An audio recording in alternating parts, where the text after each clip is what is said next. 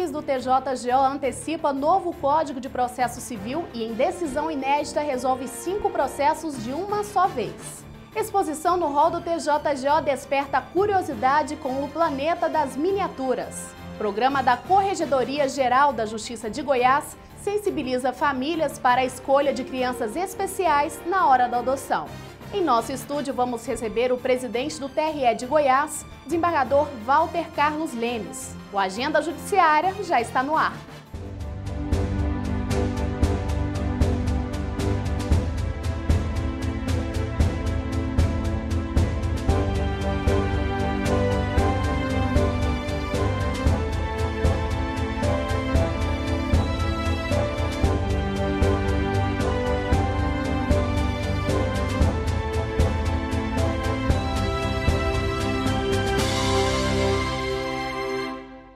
Amor que ultrapassa barreiras. Corregedoria Geral da Justiça de Goiás desenvolve programa inédito no Brasil que sensibiliza famílias para escolherem crianças especiais na hora da adoção. Acompanhe.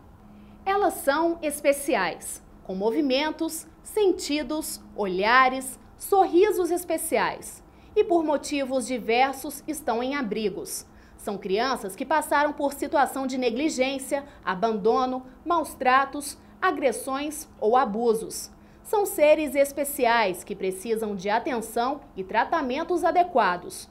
Os profissionais do Tribunal de Justiça do Estado de Goiás acompanham de perto essa situação e com o projeto Adoção Especial, desenvolvido pela Corregedoria Geral da Justiça, a expectativa é de sensibilizar famílias adotantes do quanto pode ser uma decisão feliz a escolha por uma criança especial. O projeto Adoção Especial, na verdade, a principal intenção é encontrar famílias especiais com coração aberto para receber crianças especiais.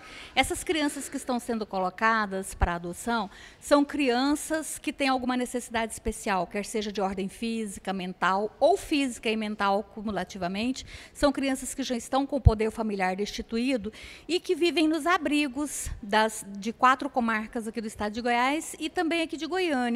Essas crianças, nós estamos buscando para elas famílias que possam dar a elas um lar e que possam ter a oportunidade de conviver com essas crianças que verdadeiramente são especiais. As profissionais explicam que hoje 10 crianças ou adolescentes portadores de necessidades especiais e que vivem em casas de acolhimento de Goiânia e do interior do estado estão disponíveis para adoção.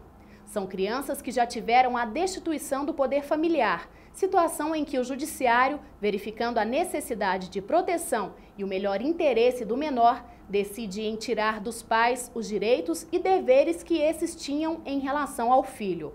Dessa forma, essas crianças ficam sob os cuidados do Conselho Tutelar em abrigos, onde recebem muita atenção, mas nada comparado ao amor que podem receber em um ambiente familiar. A criança especial, ela é duplamente especial, né? Ela é especial porque ela precisa de maiores cuidados, mas ela precisa também desse afeto, dessa parte emocional também mais próxima, que muitas vezes os abrigos não conseguem suprir. Mesmo tendo profissionais bem empenhados, bem interessados, esse vínculo emocional é muito importante para o desenvolvimento da criança. Muitas vezes até na progressão de uma deficiência física ou de uma deficiência mental, é o afeto que é um dos maiores remédios, ou o maior remédio. O idealizador do programa Adoção Especial, juiz auxiliar da Corregedoria, Rony Paz Sandri, espera que mais pessoas sejam tocadas pelo sentimento que ele tem por essas crianças. Pai de uma menina de 6 anos, portadora de necessidades especiais, ele conhece bem o que esses pequenos precisam e, principalmente, o amor que eles podem despertar nas pessoas. Eu costumo dizer o seguinte, não é minha filha que é especial, eu é que sou especial por tê-la. Então, daí já diz tudo, né? A pessoa que tem uma criança portadora de necessidade especial em casa, ela pode ter certeza que ela sempre vai ter uma pessoa a amando de forma incondicional pelo resto da vida. O amor que essas crianças têm, que elas dão aos pais, é uma coisa inexplicável. Então, assim, a experiência, no meu caso, é fantástica. Eu não queria que minha filha fosse de outra forma. Eu queria que ela fosse do jeito que ela é, porque o amor que ela me dá, o carinho que ela me passa, eu acho que eu não teria se ela fosse normal, vamos dizer assim. No Brasil, 5.673 crianças estão cadastradas para a adoção. Dessas, mais de 20% têm ao menos alguma doença ou deficiência. Mas dados recentes mostram que 7,5% das pessoas que pretendem adotar não aceitariam crianças nessas condições. O programa Adoção Especial trabalha justamente para fazer com que histórias como essa que você vai conferir agora não sejam exceções. O carinho com Lissa, de 13 anos, é inspirador. Dona Nilda adotou a menina logo que ela chegou no abrigo, com 4 meses de idade, após ter sido espancada pelo pai, o que provocou a paralisia cerebral. O problema não foi impedimento para que a costureira se encantasse pela bebê. Ao contrário, a vontade de adotá-la foi imediata. Lissa foi a primeira de um total de 5 adoções feitas por Dona Nilda. Ela já tinha 3 filhos biológicos, que na época da primeira adoção já eram todos adultos. Nos álbuns de fotos em uma rede social, ela mostra fotos de outros 3 filhos, também portadores de necessidades especiais, adotados e cuidados por ela, mas que infelizmente por complicações de saúde faleceram precocemente. Hoje, além de Lissa, Ana Laura, também de 13 anos, preenche todo o tempo dessa mãe, que não sabe dizer se a importância dela é maior para as crianças ou vice-versa. Eu sempre me pergunto isso, desde a primeira adoção, eu sempre fiz essa pergunta, quem está ajudando mais quem? Eu tenho certeza, eu digo aqui de coração, que são eles que me ajudam. E é assim, com o coração cheio de amor, que Dona Nilda fala com aquelas famílias que pretendem adotar uma criança e que, como ela, podem ter suas histórias transformadas, conhecer um amor que não tem medida e ter o orgulho de dar esperança e dignidade a outras vidas. Se um casal está na fila de adoção, ainda não pensou em adotar uma criança especial, eu pediria, aconselharia que pensasse com carinho, porque não é nós que adotamos eles, é eles que adotam nós. O programa Adoção Especial foi lançado na última quinta-feira pela Corregedoria Geral da Justiça de Goiás. Confira mais detalhes no nosso site tjgo.jus.br e quem quiser mais informações sobre o programa também pode entrar em contato pelo telefone 3216-2399. No próximo bloco, o presidente do TRE de Goiás é o nosso convidado no quadro Justiça em Foco. Voltamos já.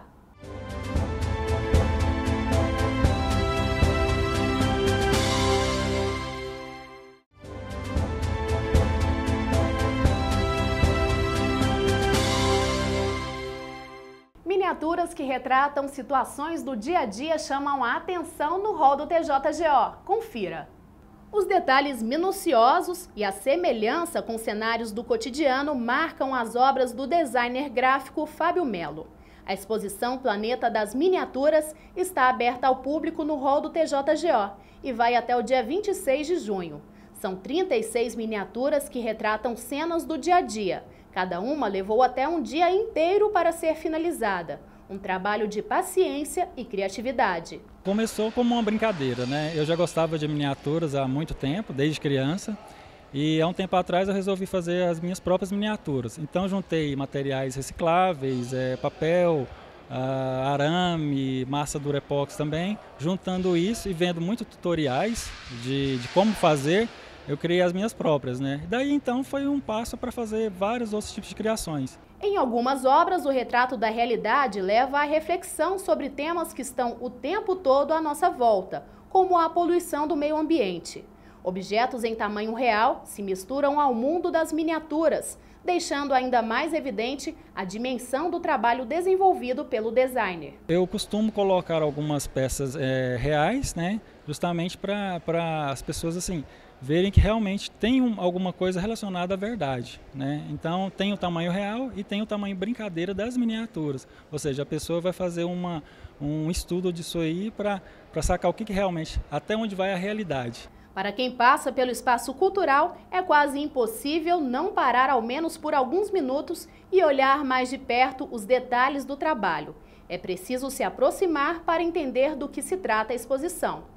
Uma mistura de curiosidade e descoberta que tem provocado surpresa a todo momento. Eu gosto muito de apreciar aqui as exposições e o Fábio Melo impressionou muito, retratar a realidade, né? Eu achei assim cheia de detalhes, fantástico o trabalho dele. E essa reação de quem observa as peças é a recompensa para o artista, que consegue despertar a reflexão com sua obra em miniaturas. Dá para refletir bastante, dá para divertir e dá para passar assim, pelo menos uns 7 minutos em cada obra, vendo todos os detalhes. Acompanhe agora o quadro Justiça em Foco.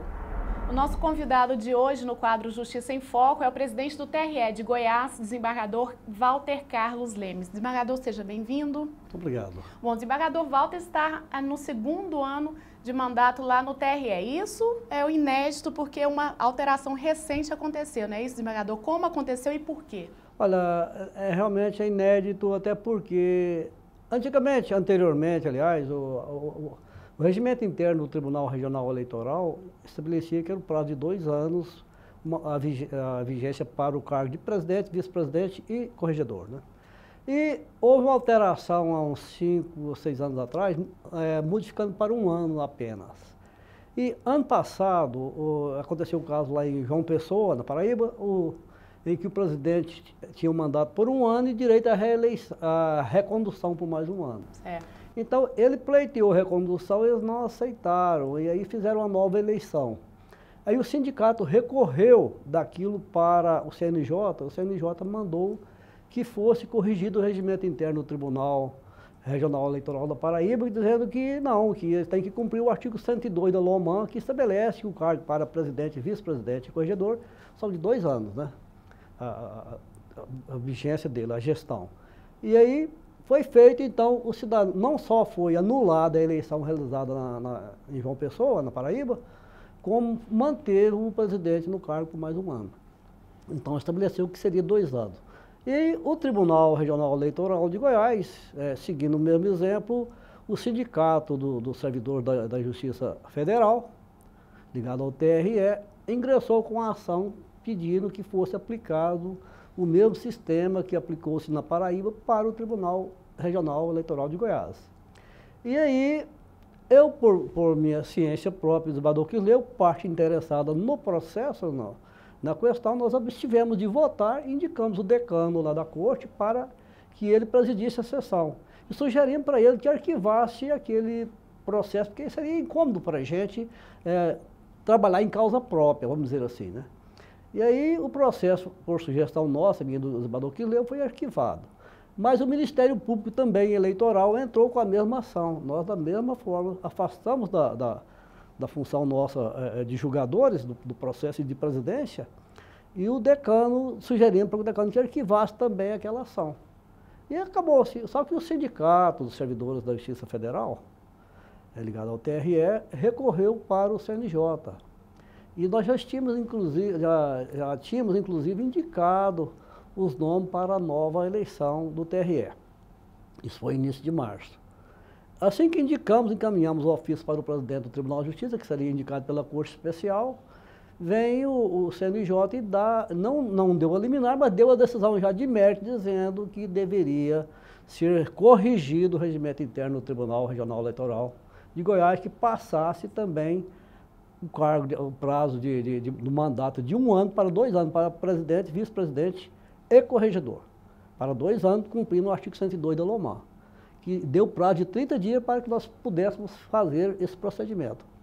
Nós, mais do que imediato, que já tínhamos indicado os nomes para o Tribunal de Justiça para que fizesse nova eleição, né? Aí fizemos a mudança no regimento interno, comunicamos ao CNJ e expedimos um ofício ao presidente do Tribunal de Justiça dizendo que desconsiderasse aquela listagem em razão das determinações do CNJ que alterava o regimento interno do Tribunal Regional Eleitoral de Goiás, né? E aí alteramos o regimento interno, fizemos uma ata remarcando que as eleições seriam bianuais, né? Se a próxima eleição será no dia 29 de abril do ano que vem. Então, aí, automaticamente, prorrogou-se o mandato, meu mandato e do desembargador Quisleu. Certo. Desembargador Walter, quando a gente fala de eleições, é quase impossível não lembrar da reforma política, né? Da possível reforma política que deve acontecer aí futuramente. Como que o senhor vê essa discussão e quais pontos principais o senhor destaca para a gente? Olha, tem pontos bons e tem pontos ruins, como toda reforma política, né? O que me preocupa é essa ideia de querer fazer todas as eleições em um só momento, para presidente, para governador, senador, deputado federal, deputado estadual, prefeito e vereador. Isso é uma loucura, porque imaginou um eleitor semi-analfabeto entrando na cabine de votação, com aquela quantidade de nome ou números de candidato e partido para ele votar, mesmo com a votação biométrica, que, aliás, falar em votação biométrica, nós estreamos esse ano algumas novidades. A votação biométrica foi a primeira em eleições gerais para o Estado. É a primeira vez que preso tiveram a oportunidade de votar. Em Goiás, acho que 200 e tantos presos tiveram a oportunidade de votar. É a primeira vez na história de Goiás que o preso vota numa eleição. Então, eu vejo essa reforma bom nesse aspecto. Nesse aspecto de se permitir que o mandato não haja reeleição, principalmente, porque o candidato à reeleição, às vezes ele se acomoda no primeiro turno e deixa para fazer. No finalzinho do mandato, ele faz muita coisa para poder ser eleito novamente, né? É verdade. Então, eu acho que 5 anos é um período muito bom a se passar, ele tem condição, e dá oportunidade para outros que venham também, até porque, como dizia Montesquieu, né, a verdadeira democracia constitui-se na alternância de poder, né? Eu acho que tem que ser por aí. Certo. Em relação a expectativas para as eleições do ano que vem, né, eleições municipais, o TRE já trabalhando nesse sentido? Essa é a nossa preocupação, como já estamos fazendo, a partir agora de julho, nós vamos cuidar de muita coisa das eleições do ano que vem, né? Já deixar programado, porque o Quisleu, naturalmente, como as coisas forem acontecer, virtualmente ele é o candidato mais forte à presidência do TRE, né? Ele é o vice-presidente, então nós estamos preparando o terreno para ele. Inclusive, nós tivemos algumas introduções modernizando o TRE, na parte do pleno, na parte fomos designados até pelo STJ, pelo ministro Dias Toffoli, para ser o piloto para implementar em todo o Brasil o projeto do BJE, né? Então, eu acho que nós estamos com uma moral muito boa no TSE, até porque nós tivemos nosso selo de renovação, ISO 9001, renovado, né? Ganhamos lá em Curitiba, aliás, em Florianópolis, o 3º lugar em Tribunal Regional Eleitoral do país, em termos de organização, de produtividade e tudo. Então, estamos muito bem. Agora, nessa parte realmente política, vamos aguardar, né? Vamos fazer um trabalho muito bom para que o desembargador Quisleu possa assim, encaminhar bem, conduzir bem as eleições de 2016. Tá certo. Desembargador Walter, obrigada pela participação aqui no nosso programa. Não, por nada. Eu que agradeço por essa oportunidade. Desculpa, eu já deveria ter vindo aqui algumas vezes, mas a gente viaja muito. Inclusive, amanhã estou indo para Palmas para ver o sistema de informatização geral deles, porque da parte de processo administrativo e tudo, queremos modernizar ainda mais o nosso TRE. Tá certo, bom trabalho para o senhor. Esse foi o Justiça em Foco de hoje. Até o próximo. E no próximo bloco você vai ver como 5 processos foram resolvidos em uma única conciliação. É já já.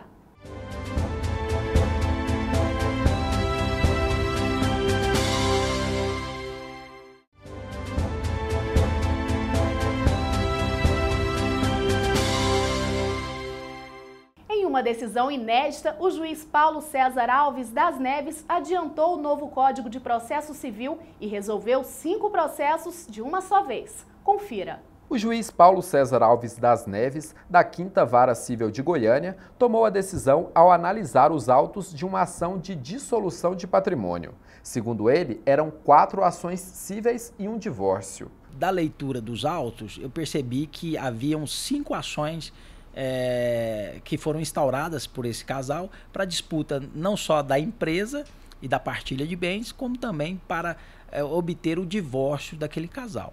Como se tratava de uma questão que envolvia relações afetivas, um vínculo contínuo entre as partes, eu entendi por bem em antecipar as regras do novo Código de Processo Civil e aplicar logo de imediato a audiência de conciliação.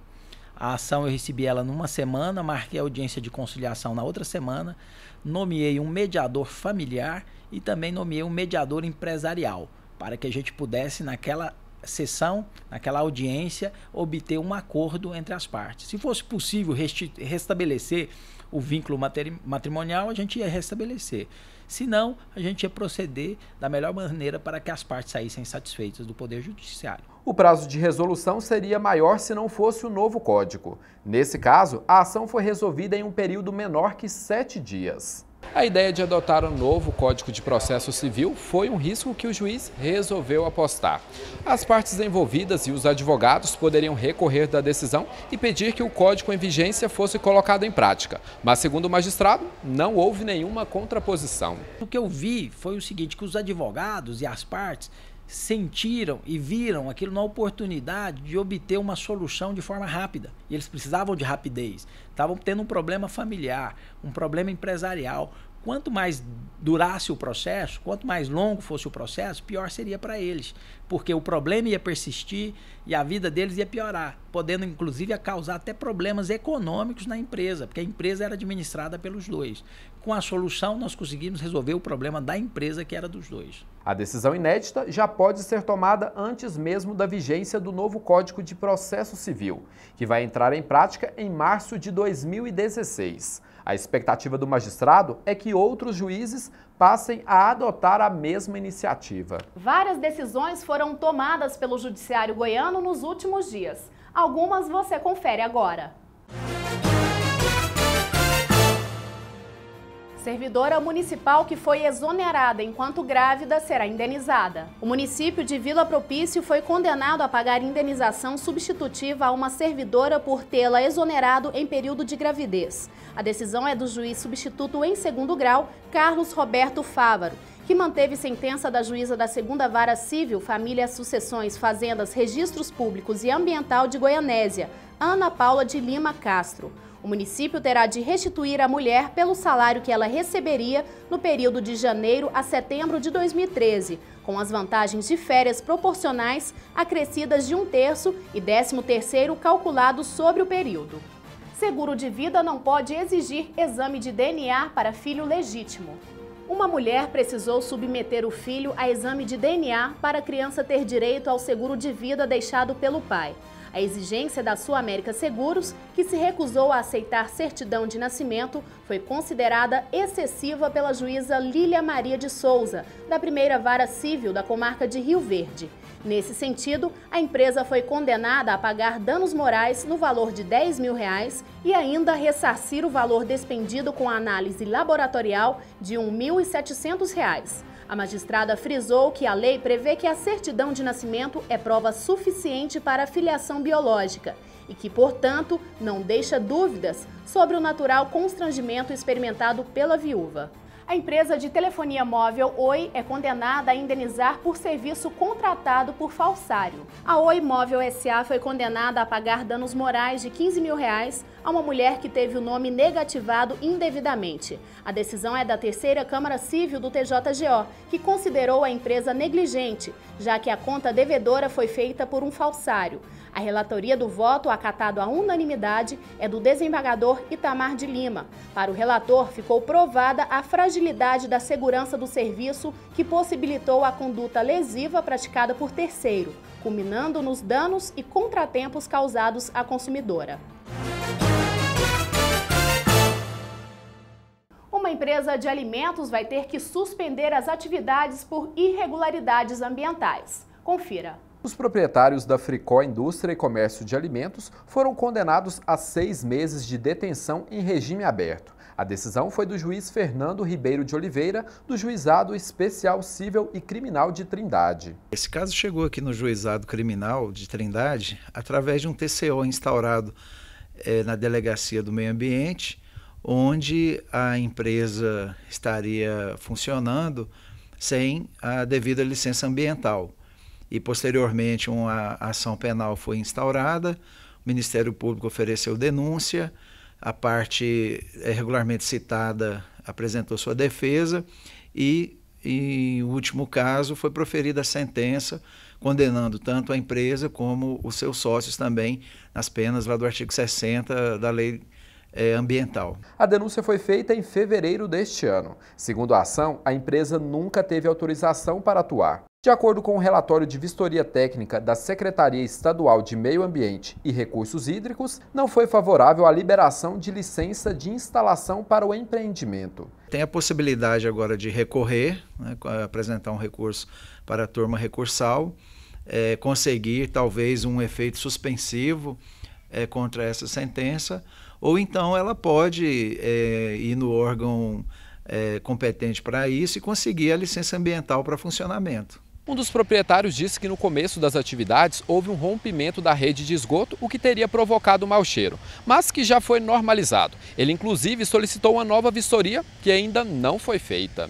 A comerciante Maria José mora no bairro há 10 anos. Ela conta que já viu alguns clientes reclamarem do mau cheiro. Eu moro acima da fábrica, né? Agora, para lá, mais para baixo da fábrica, aí eles falam que tem um mau cheiro. Para essa moradora, o odor já não incomoda mais quem mora perto da empresa. Antigamente o cheiro era insuportável, mas agora, de um tempo para cá, não tem cheiro nenhum mais. Veja as nossas dicas no quadro Cursos e Concursos.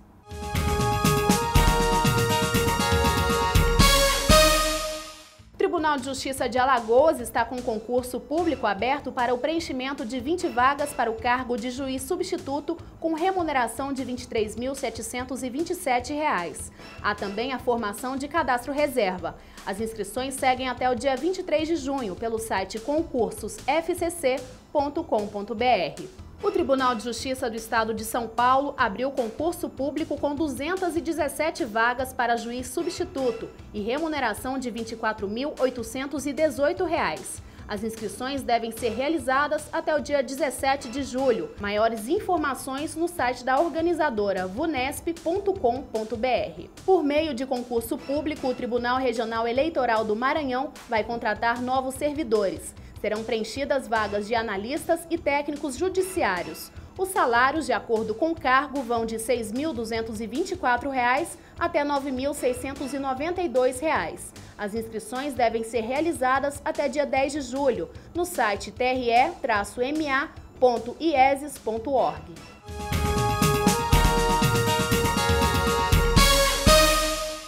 Confira agora a agenda do Judiciário Goiano para os próximos dias.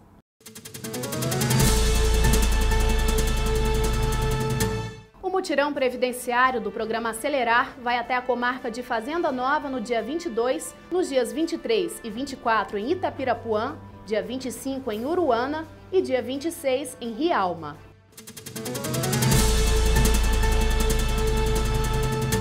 E chega ao fim mais uma edição do Agenda Judiciária. Uma ótima semana para você e até o próximo programa.